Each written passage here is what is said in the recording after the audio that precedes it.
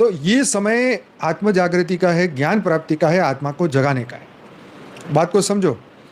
तो अगर कोई आज नहीं करेगा तो कल क्या करेगा? कुछ नहीं कर सकता है। जो कल के ऊपर भरोसे बैठे हैं वो कुछ नहीं कर सकता है।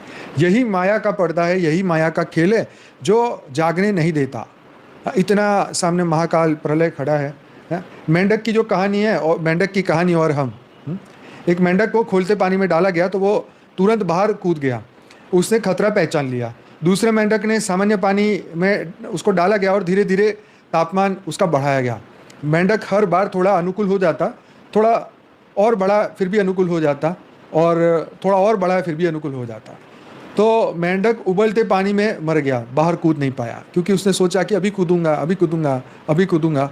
और बॉइलिंग, जैसे वो दूध गर्म करता है ना, तो वो जब तक ऊपर तक आता नहीं तब तक तो लगता है पता नहीं कब होगा कब होगा, लेकिन जब उबलने वाला तो 1 सेकंड में बाहर, जैसे नज़र हटी और दुर्घटना घटी, 1 सेकंड में दूध बाहर निकल आता है। ऐसे ही ये था कि हम देखते रहते कब होगा कब होगा कब होगा, और अचानक हो गया और बस वहीं डूब गए। अब प्रॉब्लम यहाँ पर यही है कि अगर परमाणु युद्ध होता है और परमाणु बम फूटते हैं, हाँ, तो फिर चक्कर क्या है कि आत्माओं का जो सूक्ष्म शरीर और कारण शरीर जो डैमेज होगा ना, इसकी भरपाई नहीं हो पाएगी। बस एक ही प्रॉब्लम है, एक बात को समझो। और जो ज्ञानी और महाज्ञानियों का जो बात है ना, वो देखो उसमें एक ही फर्क है। परीक्षित ने 7 दिन में जो मोक्ष मिला तो उन्होंने शरीर और बॉडी से पहले ही वो अपने आप को अलग समझ रहे थे। ज्ञानी का पुरुषार्थ यही है कि हम शरीर नहीं, हम आत्मा है, यही समझे। जो मूर्ख लोग हैं वो शरीर और आत्मा का फर्क नहीं कर पाएंगे, और उस वक्त वो शरीर को बचाने के चक्कर में भागे भागे फिरेंगे, और फिर वो होगा जो कोई सोच नहीं सकता। तो उनकी जो गति है वो ऊपर की गति नहीं होगी, अधोगति में जाएंगे, उद्वगति में नहीं जाएंगे।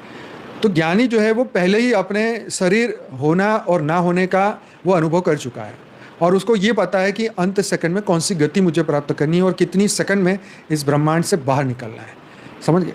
उसका सूक्ष्म शरीर और कारण शरीर डैमेज होने से पहले वो लोग संकल्प मात्र से वो निकल जाएंगे यहाँ से, और बाकी वेट एंड वॉच करेंगे, परमाणु बम फूटने का इंतज़ार करेंगे, और वो फूटेगा, फिर सूक्ष्म शरीर, फिर भूत बनेंगे, मरेंगे, और फिर भी यही उनकी तृष्णा, वासना, इच्छा, कामना उनको यही घुमाएगी, और उनके सूक्ष्म शरीर में और भी जो प्रॉब्लम्स है वो क्रिएट होंगी, और फिर वो ऊपर नहीं जा पाएंगे। ऊपर तो कैसे ही जाएंगे, वहाँ तो ज्ञान चाहिए ना, वो तो पुरुषार्थ चाहिए ना। हाँ, जो पुरुषार्थ है वो विदेही का पुरुषार्थ चाहिए, देही का नहीं, विदेही का, और वो तो किया नहीं है।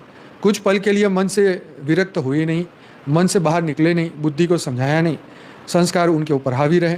तो ये जो प्रैक्टिस नहीं की जिन्होंने ज्ञान योग की, उनके साथ ये